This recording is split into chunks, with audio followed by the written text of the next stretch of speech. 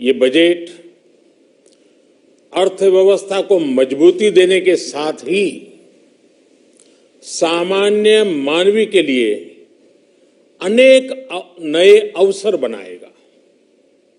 ये बजट मोर infrastructure, more investment, मोर growth और more jobs की नई संभावनाओं से भरा हुआ है।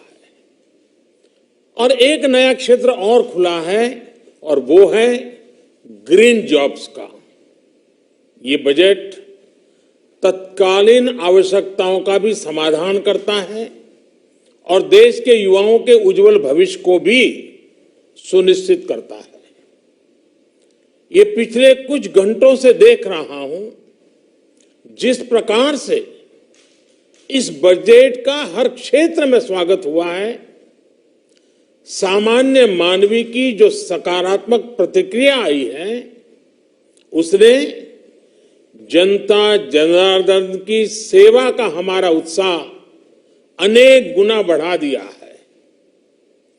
जीवन के हर क्षेत्र में आधुनिकता आए, टेक्नोलॉजी आए, जैसे किसान ड्रोन हो, वंदे भारत ट्रेन हो, डिजिटल करेंसी हो, बैंकिंग के क्षेत्र में डिजिटल यूनिट्स हो, 5G सर्विसेज का रोल आउट हो, नेशनल हेल्थ के लिए डिजिटल इकोसिस्टम हो। इनका लाभ हमारे युवा, हमारे मध्यम वर्ग, गरीब, दलित, पिछड़े, ये सभी वर्गों को मिलेगा। इस बजट का एक महत्वपूर्ण पहलू है गरीब का कल्याण। हर गरीब के पास पक्का घर हो, नल से जल आता हो, उसके पास शौचालय हो, गैस की सुविधा हो, इन सभी पर विशेष ध्यान दिया गया है। इसके साथ ही आधुनिक इंटरनेट कनेक्टिविटी पर भी उतना ही जोर है। जो भारत के पहाड़ी क्षेत्र हैं, हिमालय का पूरा पट्टा, जहां जीवन आसान बने, वहां से पलायन ना हो, इसे ध्यान में रखते हुए भी नई घोषणा की गई है। हिमाचल, उत्तराखंड, जम्मू कश्मीर, नॉर्थ ईस्ट ऐसे क्षेत्रों के लिए पहली बार देश में पर्वतमाला योजना शुरू की जा रही है। ये योजना पहाड़ों पर ट्रांसपोर्टेशन और कनेक्टिविटी की आधुनिक व्यवस्था का निर्माण करेगी और इससे हमारे देश के जो सीमावर्ती गांव है, बॉर्डर के गांव है, जिसका वाइब्रेंट होना जरूरी है, जो देश की सिक्योरिटी के लिए भी आवश्यकता है, उसको भी बहुत बड़ी ताकत मिलेगी। भारत के कोटि कोटि जनों की आस्था मां गंगा की सफाई के साथ साथ किसानों के कल्याण के लिए एक महत्वपूर्ण कदम उठाया गया है। उत्तराखंड, उत्तर प्रदेश, झारखंड, बिहार, पश्चिम बंगाल, इन राज्यों में गंगा किनारे नेचुरल फार्मिंग को प्रोत्साहन दिया जाएगा।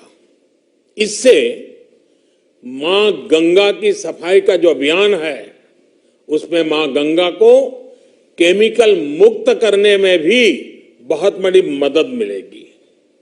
बजट के प्रावधान यह सुनिश्चित करने वाले हैं कि कृषि लाभप्रद हो, इसमें नए अवसर हो, नए एग्रीकल्चर स्टार्टअप्स को प्रोत्साहन देने के लिए विशेष फंड हो या फिर फूड प्रोसेसिंग उद्योग के लिए नया पैकेज। इससे किसानों की आय बढ़ाने में बहुत मदद मिलेगी। एमएसपी खरीद के माध्यम से किसानों के खाते में 2.25 लाख करोड़ रुपए से भी ज्यादा सीधे ट्रांसफर किए जा रहे हैं। कोरोना काल में एमएसएमई यानी हमारे छोटे उद्योगों की मदद और उनकी सुरक्षा के लिए देश ने लगातार अनेक निर्णय लिए थे, अनेक प्रकार की मदद पहुंचाई थी।